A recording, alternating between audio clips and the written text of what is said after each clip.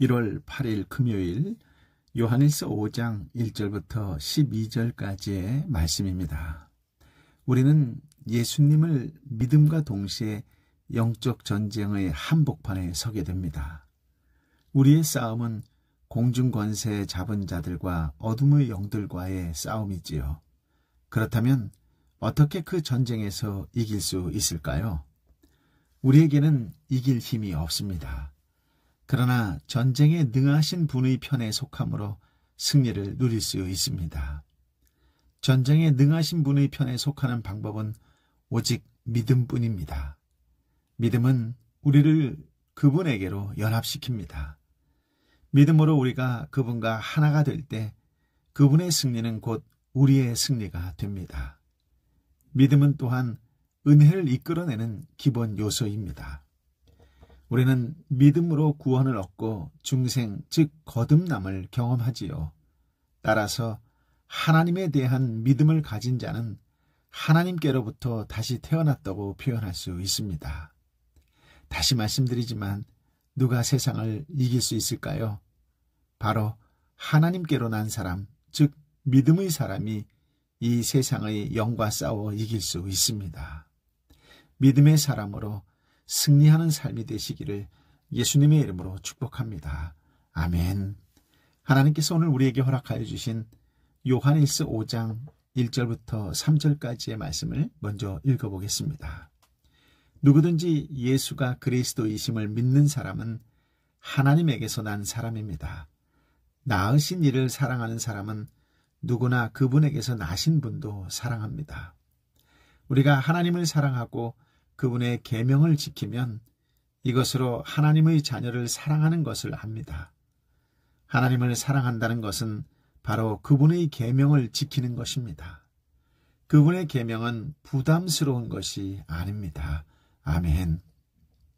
하나님의 사랑과 형제를 사랑하는 것은 동전의 양면과 같아서 분리할 수 없는 관계입니다.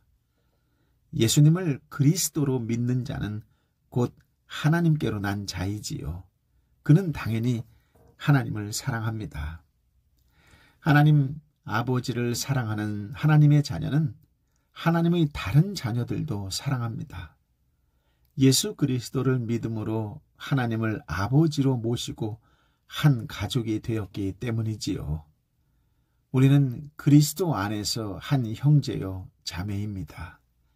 믿음으로 하나님을 아버지를 모시고 같은 하나님의 자녀가 되었기 때문입니다. 하나님의 자녀가 또 다른 하나님의 자녀를 사랑하는 것은 무엇으로 증명될까요? 요한은 하나님의 계명을 지킬 때 그것이 증명된다고 말합니다. 하나님을 사랑하는 것과 하나님의 계명을 지키는 것은 같은 개념입니다. 그러므로 하나님의 계명을 지킴으로써 하나님을 사랑할 수 있습니다. 사랑은 단순히 감정이 아니라 실천적인 삶이라고 말씀드렸지요. 하나님을 사랑하는 것은 그분의 계명에 순종하는 것입니다. 따라서 하나님을 사랑한다고 하면서 그분의 계명에 순종하지 않는다면 그는 거짓말쟁이요. 그 사랑은 거짓입니다. 또한 하나님의 계명을 마음에 의해서 지켜지는 것이기 때문에 그분의 계명은 부담스럽지 않습니다. 4절 5절 말씀을 함께 읽어볼까요? 하나님에게서 난 사람은 누구나 세상을 이깁니다. 세상을 이긴 이김은 이것이니 바로 우리의 믿음입니다. 세상을 이긴 사람이 누구입니까? 예수께서 하나님의 사랑이심을 믿는 사람이 아닙니까? 아멘. 하나님의 자녀가 세상과 대립하는 것은 자명한 것이지요. 여기서 세상은 하나님을 대적하는 사람들이나 세상 문화를 가리킵니다. 그렇지만 하나님의 자녀는 결국 세상을 이깁니다. 이것은 요한복음 6장 33절에서도 나오듯이 예수 그리스도께서 세상과 대립하셨고 세상을 이기셨다는 사실에서 출발합니다. 그리고 그분을 따르는 제자들에게 이어지는 것이지요. 그렇다면 예수님이 이기신 것이 어떻게 그분의 제자들에게 이어졌을까요? 요한은 그것을 우리의 믿음이라고 말합니다. 믿음을 통하여, 즉 신앙을 통해 하나님의 역사가 성도에게 전달되는 것입니다. 예수님이 하나님의 아들이라고 믿는 믿음으로 세상을 이길 수 있습니다. 거짓 예언자, 거짓 선생, 거짓 지도자들은 예수님과 하나님의 아들을 분리하려고 했습니다. 그들은 예수님은 위대한 선지자일 뿐 하나님의 아들은 아니라고 주장했지요. 예수님은 구원자가 될 수는 있지만 신적 존재는 아니라고 생각했습니다. 즉 그들은 예수님의 인성은 인정하지만 신성을 부인한 것이지요. 그리스도인은 예수님에 대한 바른 지식과 굳센 믿음을 가지고 나아갈 때 악한 자의 유혹을 물리칠 수 있습니다. 잘못된 교리와 윤리로부터 참 신앙을 지킬 수 있습니다. 그렇습니다. 예수님이 어떤 분이신가에 대한 신앙 고백은 그 사람이 영적으로 어디에 소속되어 있는지를 보여줍니다. 예수님에 대한 참된 믿음을 가지고 있는지 말씀 앞에서 돌아보시기 바랍니다. 종교 생활이 아닌 신앙 생활을 하시기를 예수님의 이름으로 축복합니다. 아멘. 6절, 7절, 8절 말씀을 함께 읽어볼까요? 그들은 물과 피로 오신 분, 곧 예수 그리스도이십니다. 그분은 물로만 오신 것이 아니라 물과 피로 오셨습니다. 이것을 증거하시는 이는 성령이십니다. 성령은 진리십니다. 증거하시는 이가 셋인데 성령과 물과 피입니다. 이 셋이 서로 일치합니다. 아멘. 본문의 예수님이 물과 피로 오셨다라고 하는 표현은 무엇을 의미할까요? 요한의 적대자들은 예수님이 친히 이 땅에 인간의 몸으로 오신 것, 즉 육체로 오신 것을 부인했습니다. 이러한 주장에 맞서 요한은 예수님의 성육신을 강조하는 표현이지요. 요한은 요한복음 19장 34절에 예수님이 십자가에 돌아가실 때 피와 눈물을 흘리셨다고 기록합니다. 즉 예수님은 진정한 사람으로 세상에 오셨다는 것을 증명하지요. 또한 물과 피는 예수님의 물세례와 십자가를 상징하기도 합니다. 예수님의 세례와 십자가는 하나님의 아들이 완전한 사람으로 오셔서 죽으셨음을 증명하지요. 요한은 또한 예수님이 올바르다고 증언하는 분이 계시는데, 즉 성령님을 언급합니다. 성령님은 진리이시기 때문에 진리를 증언하시는 분이시지요. 성령님이 증언하시는 것은 물과 피로 임하신 예수 그리스도입니다. 즉 예수님의 육체적 탄생과 죽음을 통한 대속 사역을 증언하실 것입니다. 다시 말해 성령님께서 증언하시는 것은 예수님이 성육신 하셨으며 대속적인 죽음을 맞으셨다는 것입니다. 요한은 증언하는 이가 셋이라고 말했지요. 유대 문화에서는 두세 증인으로 어떤 일을 확정할 수 있는 관습이 있었습니다. 요한은 이러한 관습에 따라 세 증인을 제시한 것이지요. 그런데 이 셋은 성령과 물과 피인데 이 셋은 또 하나입니다. 세 증거가 하나라고 하는 것은 법정에서 증거들이 일치해야 강한 힘을 갖는 것을 염두에 둔 것입니다.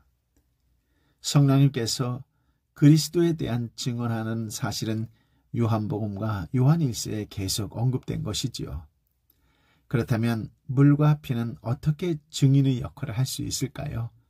그것은 예수님의 탄생과 죽음을 뜻합니다. 9절부터 12절까지의 말씀을 함께 읽어보겠습니다. 우리가 사람의 증언도 받아들이는데 더 큰 하나님의 증거는 받아들이지 않겠습니까? 하나님의 증거는 이것이니 곧 하나님께서 자기 아들에 관해 이미 증언하신 것입니다. 누구든지 하나님의 아들을 믿는 사람은 자기 안에 증거를 갖고 있습니다. 그러나 하나님을 믿지 않는 사람은 하나님께서 자기 아들에 대해 증언하신 증거를 믿지 않았습니다. 그렇게 그분을 거짓말쟁이로 만들었습니다.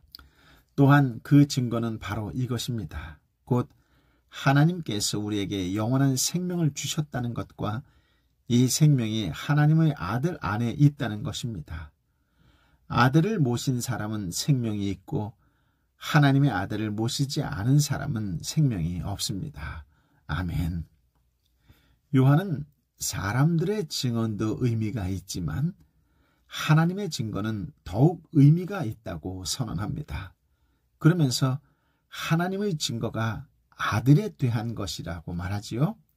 그것은 결국 아들에게 생명, 영생이 있기 때문에 아들을 믿는 자에게도 그를 통해 영생을 주어진다는 것입니다. 이것이 바로 요한복음이 말하는 복음입니다. 그런데 여기서 요한은 영생을 얻은 사람 속에 증거가 있다고 말합니다. 그것은 무엇일까요? 그것은 성령님이 주시는 내적 확신입니다. 하나님은 성령님을 통해 성도의 내면에 말씀하시고 확신을 주시지요. 이 증언을 거부하는 사람은 거짓말하는 자로 만드는 것입니다. 하나님의 증언은 그 아들을 통해 우리에게 영생을 주신다는 것이지요. 즉 아들을 영접하느냐에 따라 영생의 유무가 결정됩니다. 여러분은 예수님을 믿는 확신으로 생명을 누리고 있습니까? 이 생명은 증거로 언급할 만큼 가시적으로 뚜렷하게 나타납니다. 그 증거는 생명으로 인한 열매입니다. 이 생명은 그가 세상에 속하지 않고 예수님께 속해 있다는 것을 보여주는 거룩함이라는 열매로 드러나지요. 이는 그가 하나님 나라에 이미 들어와 의와 희락과 평강을 누리고 있음을 보여줍니다. 그런 자라면 필연적으로 사랑의 계명을 지키는 자일 것입니다. 주님의 생명을 가진 자로 세상을 이기는 믿음으로 날마다 힘차게 살아가시기를 예수님의 이름으로 축복합니다. 아멘. 아버지 하나님, 오늘 우리에게 귀한 말씀, 생명의 말씀을 허락하여 주시니 감사합니다. 누가 참된 성도일까요? 하나님을 사랑하듯 형제를, 이웃을 사랑하는 자일 것입니다. 그는 하나님께서 우리에게 주신 말씀, 예수님께서 우리에게 주신 그 계명을 지키는 자이지요. 하나님의 아들을 믿는 자, 예수 그리스도는 하나님의 아들입니다 라고 믿는 자, 그는 사랑이라는 계명을 지키고 예수 그리스도의 영생을 누리는 자일 것입니다. 날마다 요한 1서를 통하여 사랑에 대하여 묵상합니다.